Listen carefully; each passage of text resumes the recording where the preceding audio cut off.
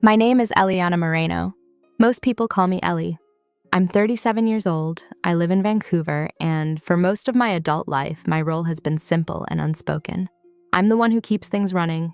I'm a daughter, a sister, an aunt, the reliable one, the calm one, the one who remembers details others forget, who smooths things over before they become problems, who listens more than she speaks.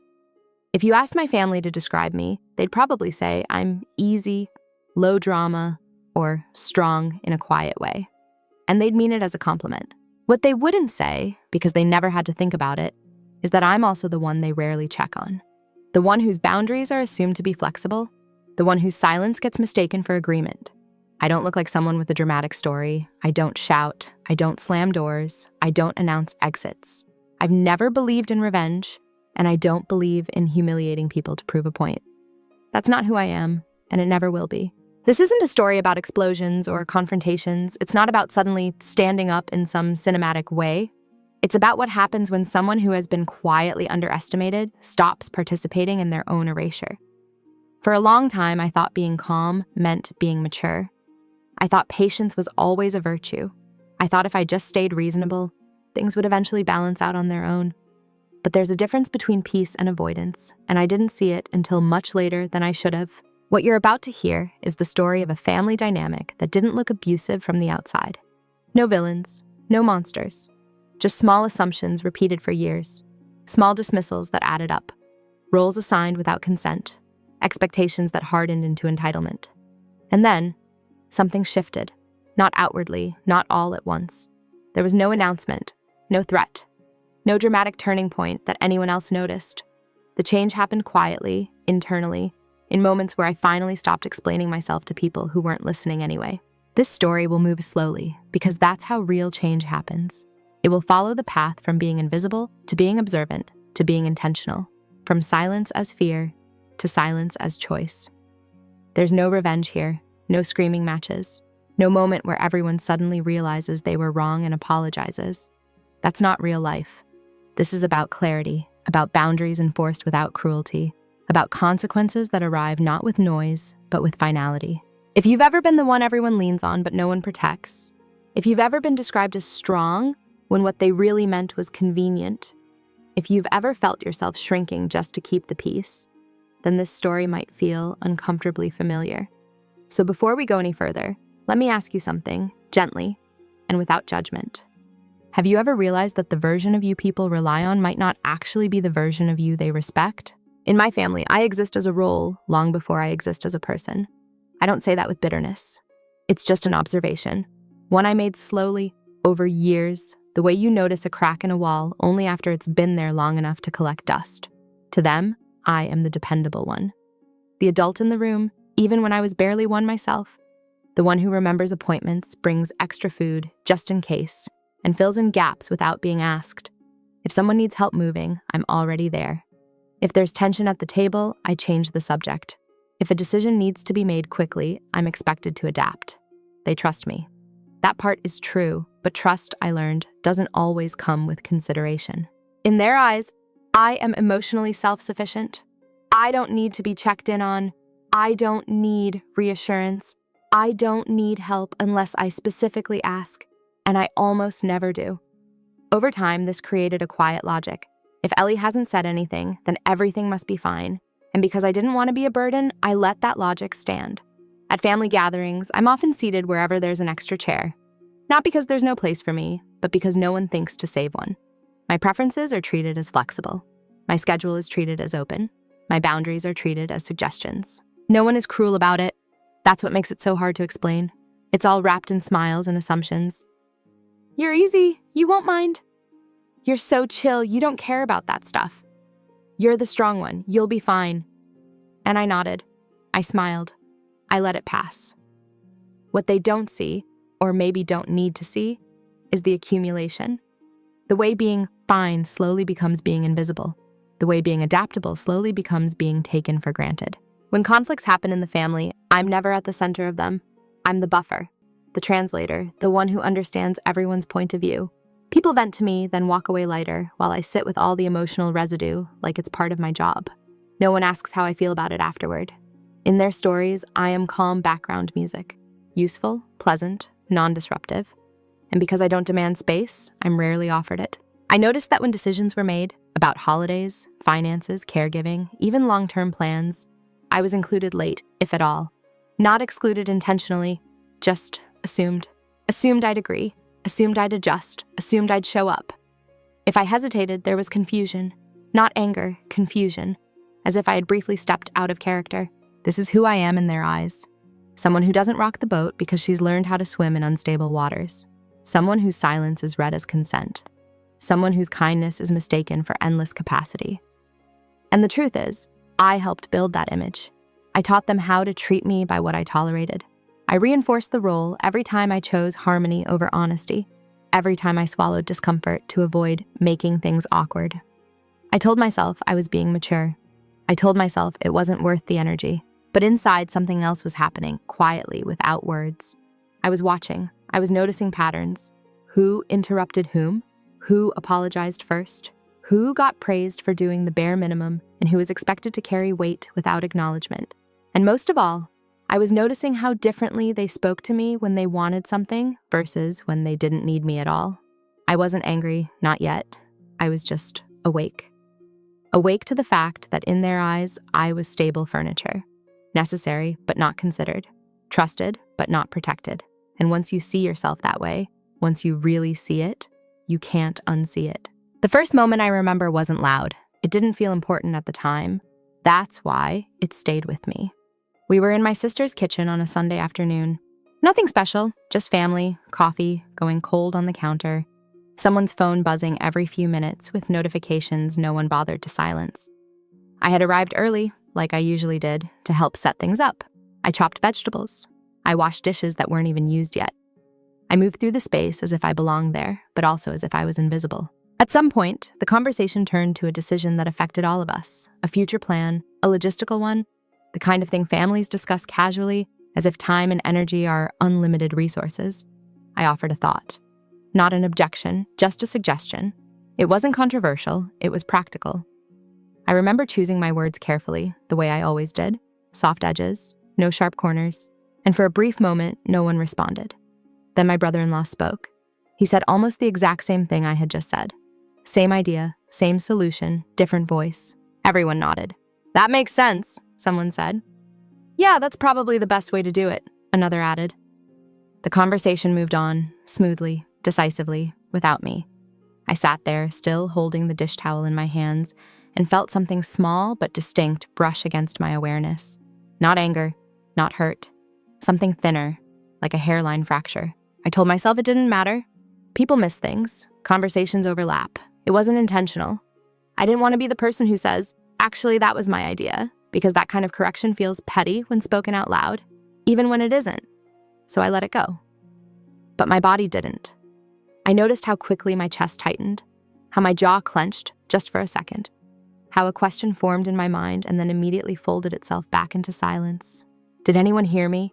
The rest of the afternoon passed normally. Laughter, familiar jokes. Someone thanked me for the food. Someone else asked if I could stay a little longer to help clean up. I said yes. On the drive home, I replayed the moment, not obsessively, just once or twice. Enough to confirm that I hadn't imagined it. Enough to register that it felt familiar. That's what unsettled me. Because once I started paying attention, I realized it wasn't the first time. It was just the first time I had stopped long enough to feel it. Ideas are overlooked until echoed by someone else. Opinions acknowledged only after they were reframed by a louder voice.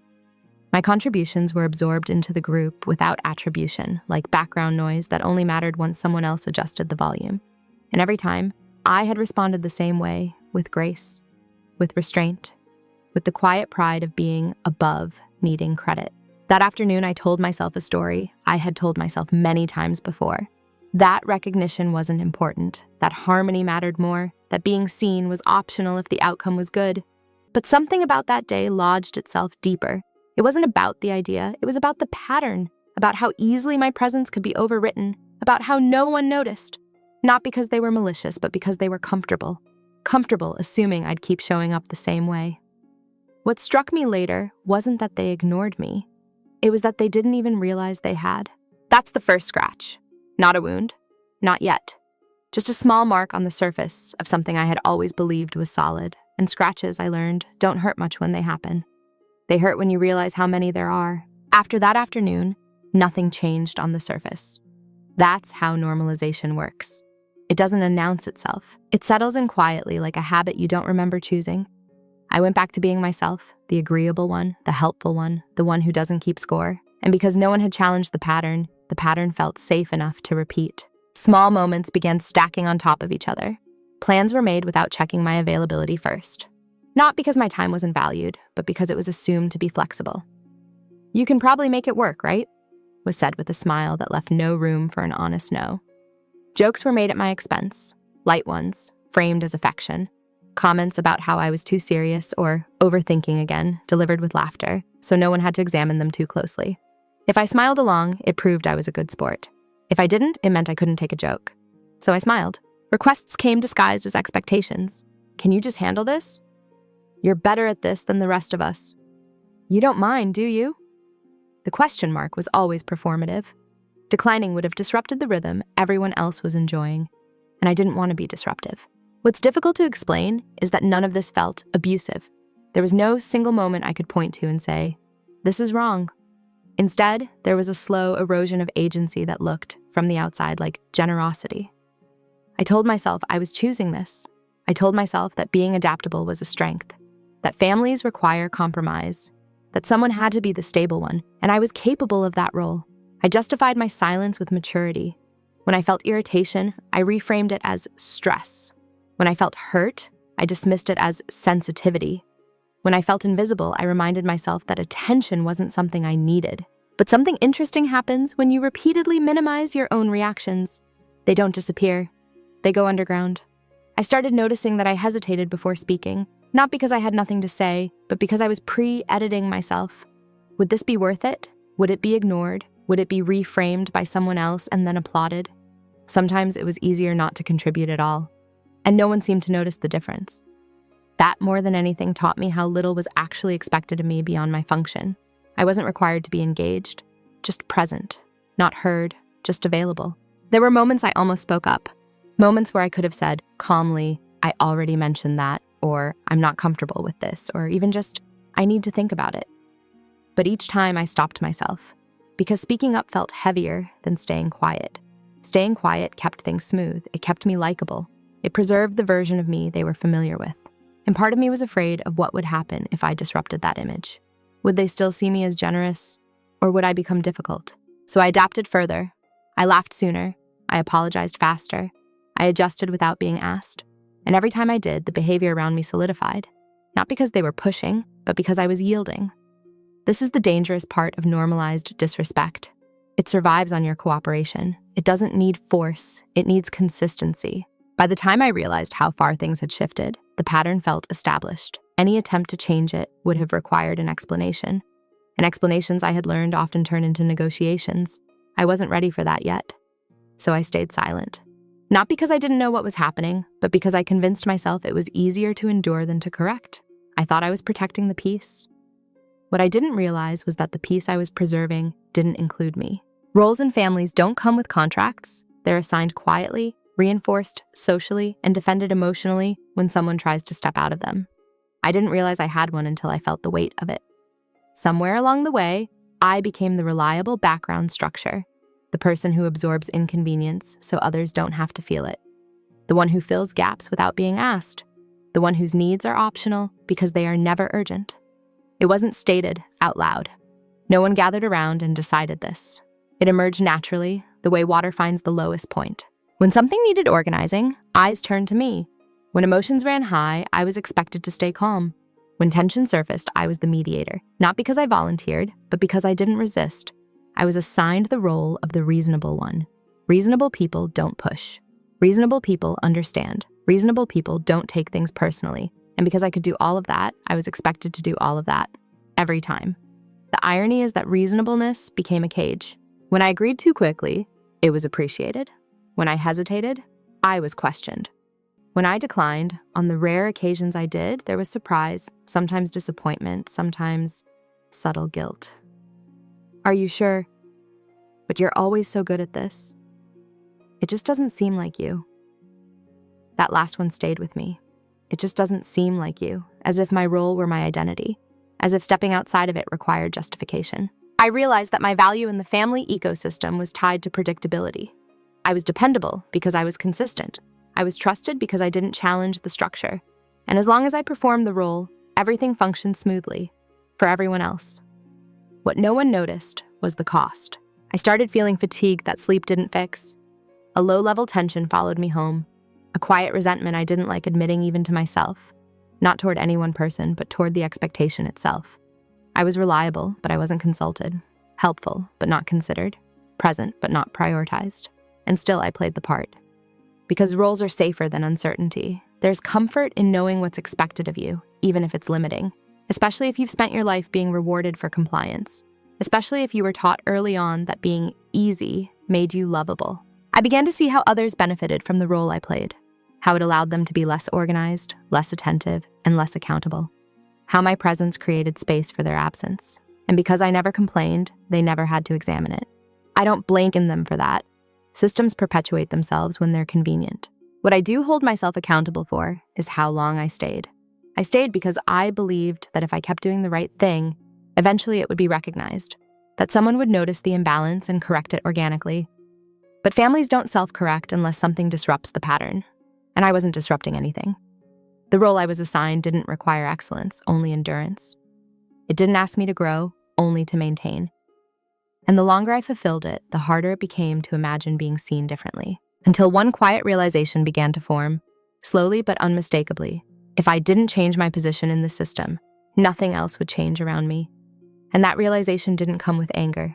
It came with stillness. The day things changed didn't arrive with drama.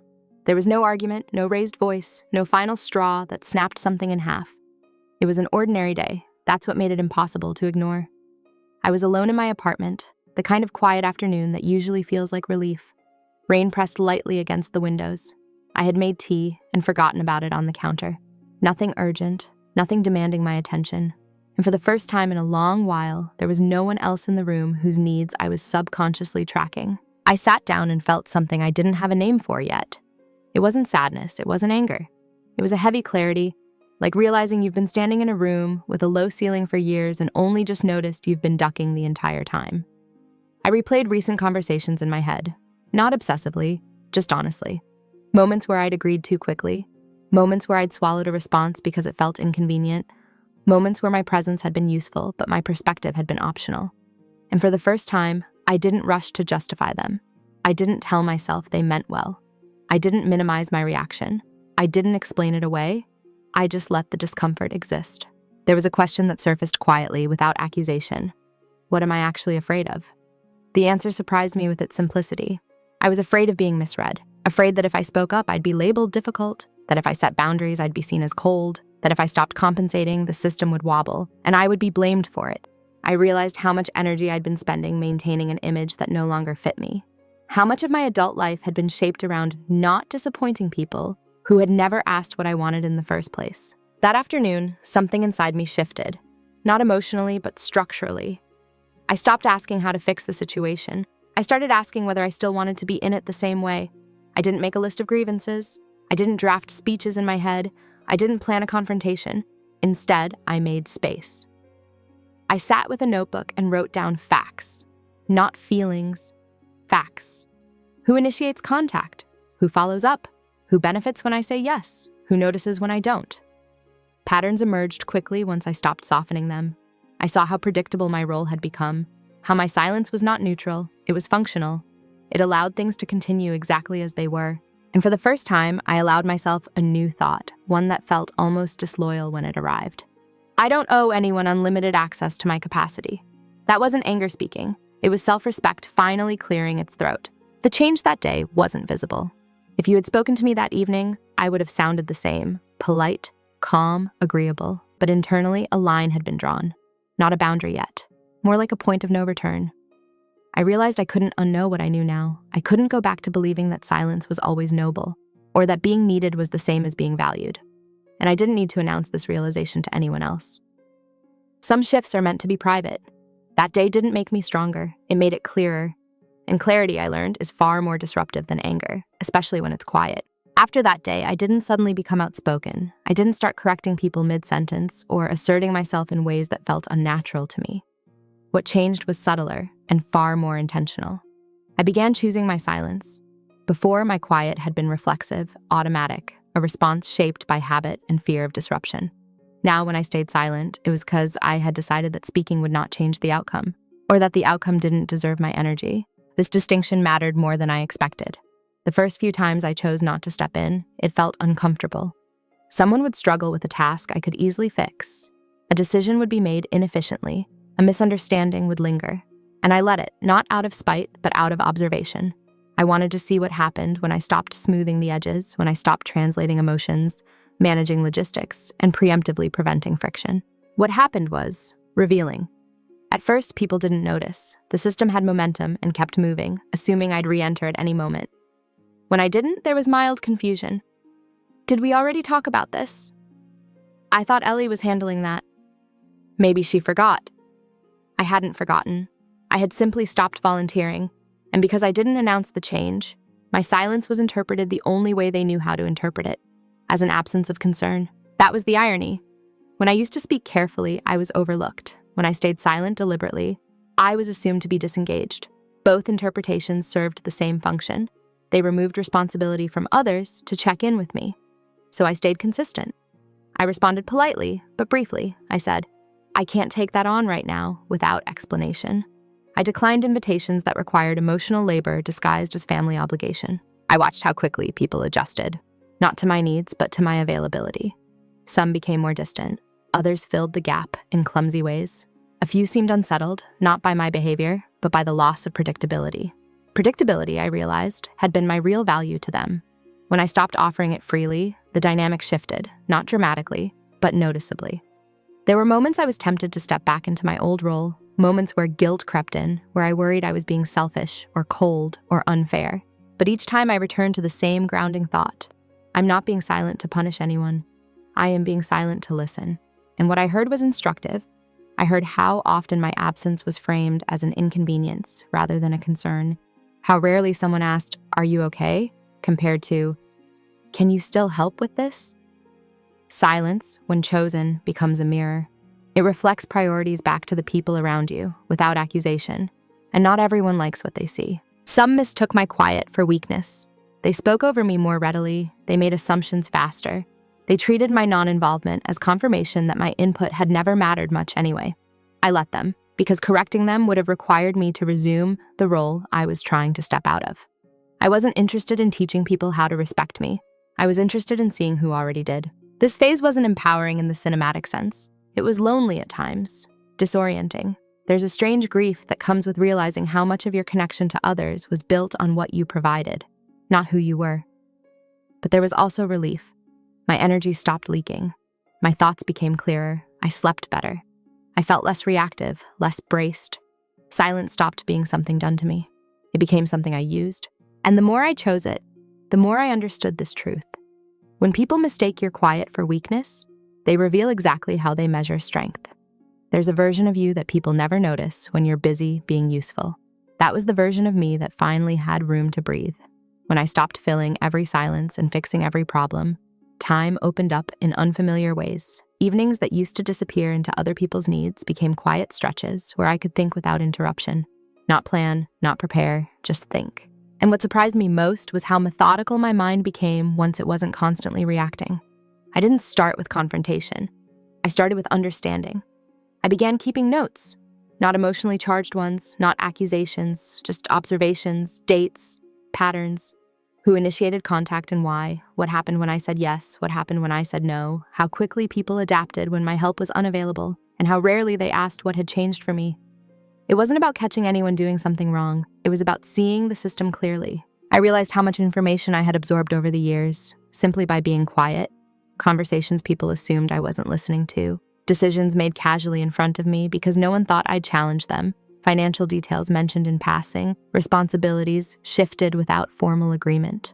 I had been present for all of it. People underestimate silence because they associate it with passivity. They forget that silence can also be watchfulness. While others spoke freely, I learned. While they assumed continuity, I mapped dependencies. While they believed the structure was stable, I could see which parts were held together by habit alone. And the truth was simple, if uncomfortable. A lot of what kept things functioning depended on me continuing to play my role, not emotionally, but logistically. I saw how certain plans relied on my availability without being acknowledged, how commitments were made on my behalf without explicit consent, how resources, time, effort, money, flowed in one direction far more than the other. I didn't rush to change anything. Preparation, I learned, is quieter than resistance. I educated myself on boundaries, on family systems, on financial autonomy, and on how to disentangle responsibility from obligation without creating chaos. I spoke less to my family and more to professionals who had no emotional stake in keeping things the same: advisors, counselors, people who could explain options without telling me what I should do. Each conversation added clarity, not urgency. And slowly a picture formed of what my life could look like if I stopped centering it around being needed. What they had never seen, because I never showed it, was my capacity for restraint, for long-term thinking, for decisive action that doesn't announce itself. They knew me as dependable. They didn't know I was precise. They assumed my kindness meant flexibility. They didn't know it was disciplined. They thought my silence meant agreement. They didn't know it meant assessment. I began repositioning myself quietly, adjusting routines, untangling shared responsibilities, and creating buffers where there used to be assumptions. Nothing dramatic changed day to day, and that was intentional because the goal wasn't to shock anyone. It was to make sure that when things eventually shifted, they shifted cleanly. I was no longer reacting to what happened around me. I was aligning my actions with what I knew. And knowledge, when paired with patience, becomes leverage. Not in the manipulative sense, but in the structural one. Leverage is simply understanding where your presence matters more than people admit. And they had never seen me in that light. They had never seen me prepare instead of comply. They had never seen me choose distance instead of explanation. They had never seen me stop performing reliability and start designing autonomy. This wasn't about power over anyone else. It was about reclaiming power over myself without asking for permission. And once that process began, it couldn't be reversed. The moment I understood what I held wasn't dramatic. There was no rush of adrenaline, no sense of victory, just a quiet, almost clinical clarity that settled in my chest and stayed there. I hadn't been looking for leverage. That's important to say. I wasn't digging for secrets or waiting for someone to slip up. What I found came from something much simpler and much more uncomfortable. I found the truth by paying attention. Over years of being present but underestimated, I had been trusted with details others didn't think twice about sharing, not because they respected my discretion, but because they assumed my silence meant neutrality. Financial arrangements mentioned casually, responsibilities shifted without formal agreement, decisions framed as temporary that quietly became permanent, promises made verbally, never documented because we're family. I began laying these facts side by side, and a pattern emerged that was impossible to ignore. There were obligations I was carrying that were never meant to be unilateral, commitments that had drifted onto my shoulders because I didn't resist them, structures that benefited others precisely because I absorbed the complexity. I didn't feel angry when I saw it clearly. I felt sober. Because clarity removes fantasy. It removes the story that everyone is doing their best, that things are balanced in invisible ways, and that fairness will eventually arrive on its own. Fairness, I realized, requires structure, and structure had been quietly bypassed in favor of convenience. Mine. The private disclosure wasn't something I shared with anyone else. It was something I admitted to myself. If I stepped away from this role, certain things would not function the same way. Not emotionally, practically. I saw where my absence would create gaps, not because I was indispensable as a person, but because I had been compensating for a lack of systems, a lack of accountability, a lack of planning. That knowledge changed how I stood in rooms. I no longer felt the need to explain my decisions. I didn't need approval to act responsibly toward myself. I stopped hoping someone would notice the imbalance and correct it, because I already knew the correction had to come from me. I consulted quietly, verified what I already suspected, asked questions without revealing motivation, learned exactly where my responsibilities ended and where they had been artificially extended. And what struck me was this: everything I needed to step back already existed. The only thing missing was my permission to use it. This wasn't a moment of triumph. It was a moment of acceptance. Acceptance that silence had protected others more than it had protected me. Acceptance that my loyalty had been assumed, not earned. Acceptance that continuing as I was would mean consenting to a structure that diminished me. I didn't announce this understanding. I didn't hint at it. I didn't change my tone or my demeanor. but inside a switch had flipped. I stopped thinking in terms of should. I started thinking in terms of will. What will I continue to carry? What will I step away from, calmly, cleanly, without blame? Private disclosure isn't about secrets. It's about recognizing where the truth has been hiding in plain sight. And once you see it, you don't need to threaten anyone with it. You just need to stop pretending it isn't there. Knowing the truth doesn't automatically tell you what to do with it. That was the hardest part. Once I understood the structure I was propping up, I stood at a quiet crossroads. Not between right and wrong, but between comfort and integrity. There were many choices available to me. I could confront the imbalance directly, lay everything out, demand acknowledgement, and renegotiate roles in the open. I could continue as I was, now with awareness, and simply protect myself emotionally. I could withdraw completely and let the system collapse under its own weight. Each option came with consequences. Confrontation would have brought immediate relief, but also resistance. It would have required emotional labor, justifications, debates about intention versus impact. I knew the conversation would quickly shift from the structure itself to my tone, my timing, my sensitivity. Staying silent and emotionally detached would have been easier in the short term. I could keep showing up, just caring less. But that felt like a slow erosion, a way of surviving without actually living. Walking away entirely felt too abrupt, too loud, too much like punishment, even if it wasn't intended that way. What I wanted wasn't to make a point. It was to make a change that couldn't be negotiated away. That realization narrowed the field quickly. The irreversible choice wasn't dramatic. It was structural. I decided to remove myself from the position that made my silence functional. Not all at once, not angrily, but permanently. I would no longer be the default solution, no longer the unspoken backup plan, no longer the stabilizing force that allowed everything else to remain undefined. I didn't need anyone to agree with this decision. I didn't need validation. I didn't even need understanding, because this choice wasn't about being seen. It was about being free. I made the decision in private first. I mapped out what disengagement would actually look like, not emotionally, but practically. What responsibilities would I release? What expectations I would no longer meet? What access I would quietly close? And once the decision was made, something unexpected happened. I felt calm, not relieved, resolved. There was no countdown, no sense of urgency. The decision didn't demand immediate action. It simply reoriented everything that followed. I stopped weighing options. I stopped second-guessing myself. I stopped preparing explanations that no one had asked for. The path forward became narrow and clear. I would act in ways that aligned with my values, even if they disrupted familiarity. I would choose consistency over appeasement. I would accept being misunderstood rather than continue being misused. This wasn't a declaration of independence. It was a quiet withdrawal of consent. And once consent is withdrawn, internally, decisively, it doesn't need to be announced to take effect. People often think power looks like confrontation. Sometimes it looks like choosing a direction and not looking back. When people imagine change, they picture announcements, conversations, turning points everyone can point to later and say, that's when it happened. This wasn't that. What I did next looked, from the outside, like nothing at all. I didn't confront anyone. I didn't explain my reasoning. I didn't even signal that something was different. I simply began acting in alignment with the decision I had already made. Silently, methodically, legally, cleanly. I reviewed every responsibility I carried and asked one question. Is this actually mine? If the answer was no, I made plans to step away from it without drama. Not abruptly, responsibly. I gave notice where notice was appropriate. I stopped filling gaps that weren't acknowledged. I let deadlines be someone else's problem when they always had been. I adjusted my finances to reflect my autonomy, not in a way that hurt anyone, but in a way that removed dependency. I separated what had been casually shared. I clarified what had been vaguely assumed. I documented what had previously lived in conversation and memory. Documentation changes dynamics, not because it's threatening, but because it removes ambiguity, and ambiguity had been the soil where imbalance grew. I didn't accuse anyone of taking advantage. I didn't need to. I simply stopped making it easy. And because I didn't announce these changes, they went unnoticed at first. The system continued to operate on momentum. Assumptions remained in place. Expectations were still unspoken, but no longer met. Emails I would have responded to immediately sat unanswered until someone else picked them up.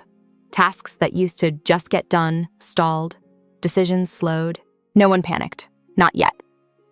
There was confusion, but it was quiet confusion, the kind that lingers before anyone realizes it's systemic.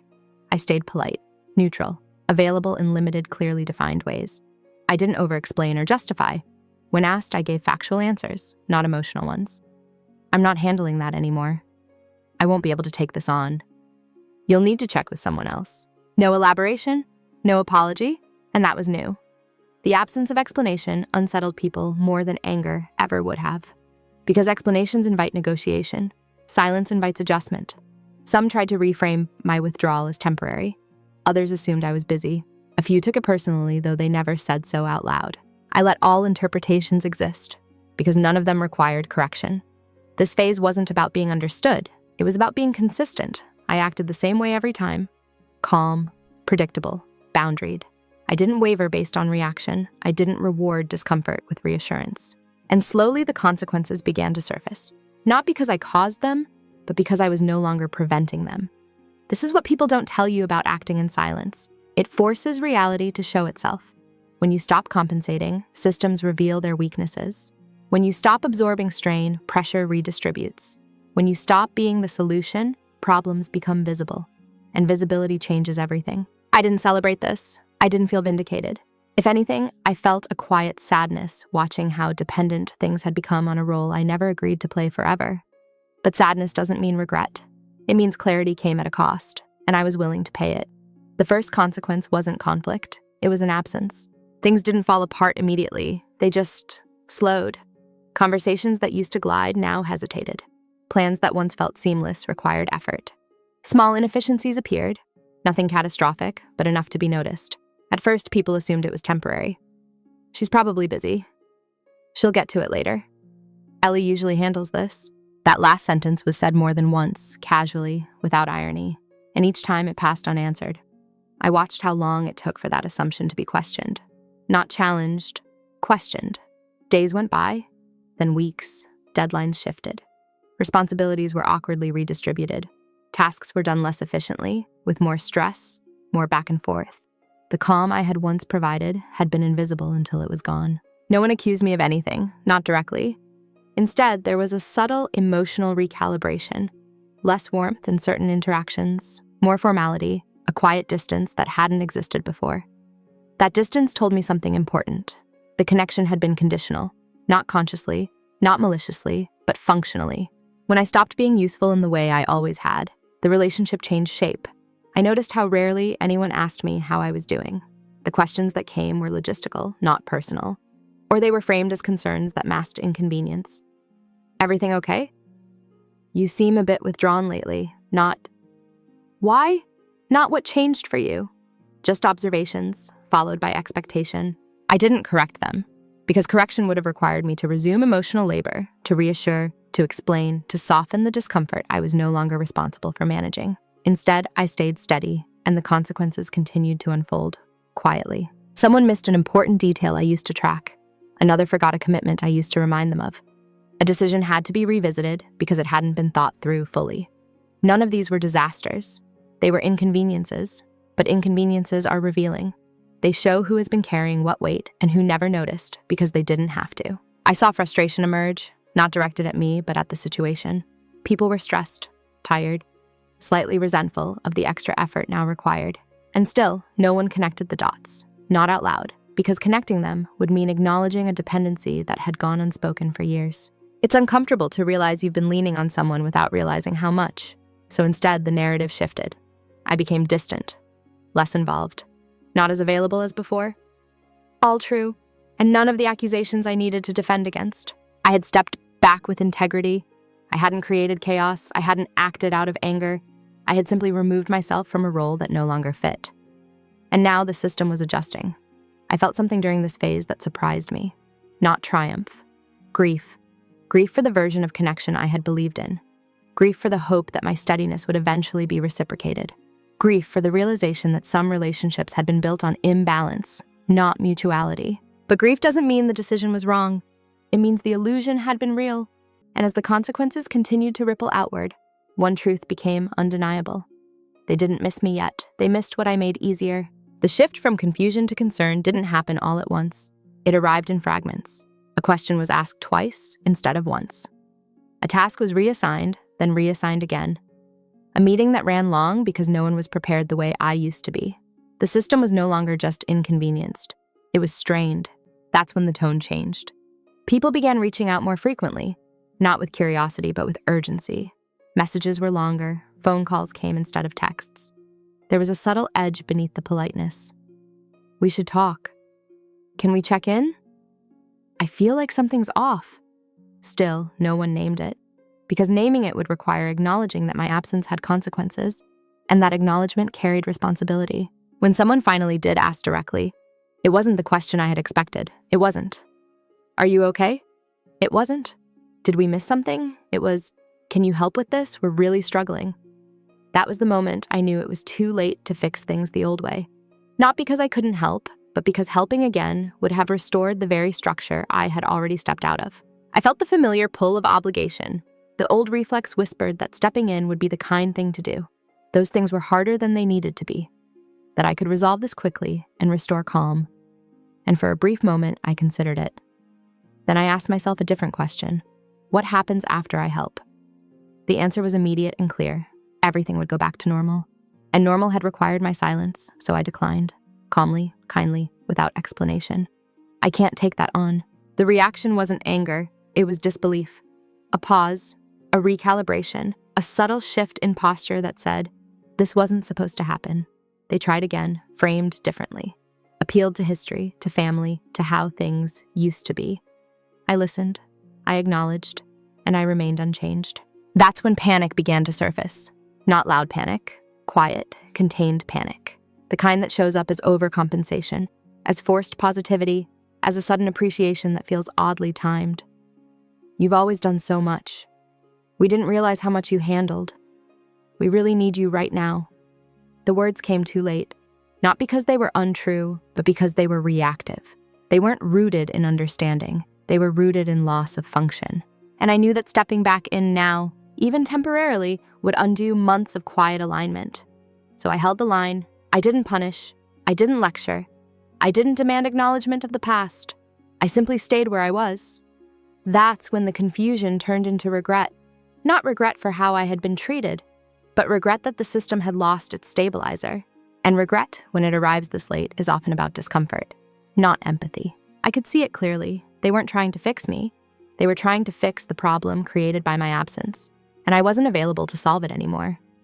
The realization landed differently for everyone involved. For them, it was destabilizing. For me, it was grounding, because I finally understood something I had never allowed myself to believe before. Being needed is not the same as being valued. And the value that only appears when you withdraw is not the value you can build a life on. By the time they realized the structure couldn't be restored without my consent, that consent had already been withdrawn, quietly, permanently. The confrontation, when it finally came, was nothing as I had imagined during all those years of silence.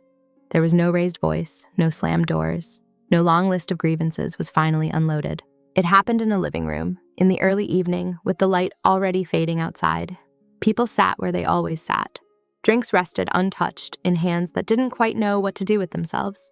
The tension wasn't explosive. It was restrained.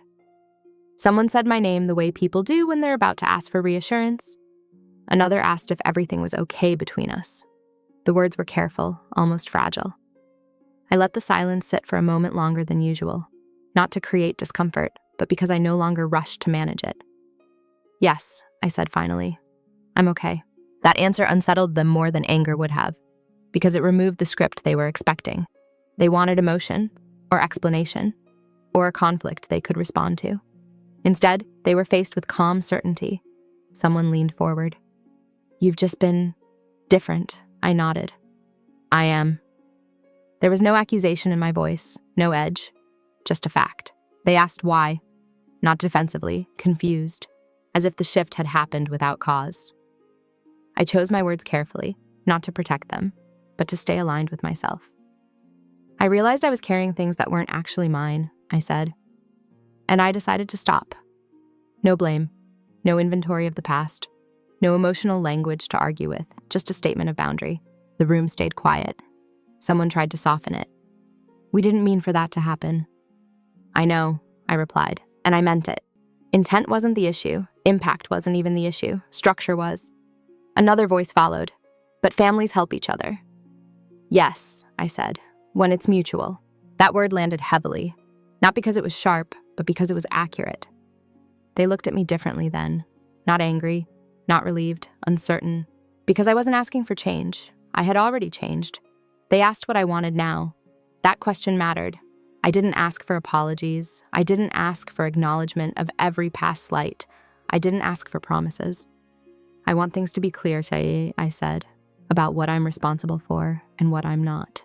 Clarity doesn't invite debate, it invites acceptance. Some nodded, some didn't. A few looked disappointed, not in me, but in the loss of what had been familiar. I felt no urge to fill the silence with reassurance. This wasn't a negotiation, it was a recalibration. When the conversation ended, it ended without resolution in the traditional sense. No dramatic closure, no emotional release, just a quiet understanding that something fundamental had shifted and that it wasn't going back. I left that evening feeling lighter than I had in years. Not because everything was fixed, but because I no longer needed it to be. For a long time, I thought change would announce itself. I imagined there would be a moment where I'd feel powerful, or vindicated, or finally seen. Something definitive that would tell me, you're different now. That moment never came. What came instead was quiet continuity. I woke up the next morning and made coffee the same way. The city outside my window moved at its usual pace. My phone was quieter than it used to be, but not empty. And I realized that who I am now isn't a reaction to what happened. It's a return. I'm still calm, still reflective, still capable of understanding multiple perspectives at once. I didn't become colder or harder or less compassionate. What changed is that my compassion finally includes me. I no longer feel the need to explain myself preemptively. I don't soften my boundaries to make them more digestible. I don't volunteer emotional labor in the hope it will be noticed. I choose where I show up, and that choice has reshaped my identity more than any confrontation ever could. I see myself more clearly now, not as the easy one, not as the stabilizer, not as the reliable background presence, but as someone with agency. I am allowed to be selective, allowed to say no without justification, allowed to let others feel the weight of responsibilities that were never meant to be carried alone. This version of me is quieter, but not smaller. If anything, I take up more internal space. My thoughts are less cluttered. My energy is more intentional. I no longer measure my worth by how indispensable I am to other people's comfort. Some relationships adjusted and found a new equilibrium, healthier, more reciprocal. Others faded slightly, no longer fueled by my constant availability. I don't chase the ones that faded. That doesn't mean I don't care. It means I finally understand the difference between connection and dependency. I also understand now that reclaiming your identity doesn't require becoming unrecognizable. It requires becoming precise. I know what I'm willing to give. I know what I'm no longer willing to absorb. And I don't confuse love with endurance anymore. When I look back at the version of myself who stayed silent out of fear of disruption, I don't judge her. She did what she knew how to do, but I'm not her anymore. And I don't need to announce that fact to anyone. The people who respect me feel it. The people who relied on my silence feel it too. And that's okay, because who I am now isn't built on being needed. It's built on being aligned. If there's one thing this story taught me, it's this. Silence is not weakness, but unconscious silence can cost you your life in small, invisible ways. For years, I believed that staying calm meant staying noble, that absorbing discomfort was the price of maturity, that being the strong one was something to be proud of. And in many ways, it was. But strength without boundaries becomes a service others grow entitled to, and silence without choice becomes consent. This story isn't about punishing people who didn't know better. Most of them weren't malicious, they were comfortable. And comfort has a way of blinding us to the weight someone else is carrying quietly. What changed my life wasn't confrontation, it was clarity. Clarity about what was mine to hold and what never was. Clarity about the difference between being valued and being useful. Clarity about how often we mistake endurance for love. I didn't raise my voice. I didn't demand apologies. I didn't expose anyone or burn bridges. I simply stopped filling spaces that existed only because I kept standing in them. And when I stepped away, the truth revealed itself. Slowly, honestly, without cruelty. Some people adjusted. Some didn't. Some relationships deepened. Others thinned.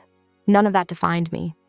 What defined me was finally choosing myself without turning it into a performance. If you're listening to this and something feels uncomfortably familiar, if you recognize yourself in the quiet one, the dependable one, the one who never makes things difficult, I want you to hear this clearly. You don't need to become louder to matter. You don't need to justify your boundaries to earn them. You don't need permission to stop carrying what's breaking you. Change doesn't have to be dramatic to be permanent. Sometimes the most powerful shift is the one no one sees coming because it begins inside and it's already decided. So I'll leave you with this question, and I'd genuinely like to hear your answer in the comments. At what point does being strong quietly turn into being taken for granted? And what would change in your life if your silence finally became a choice?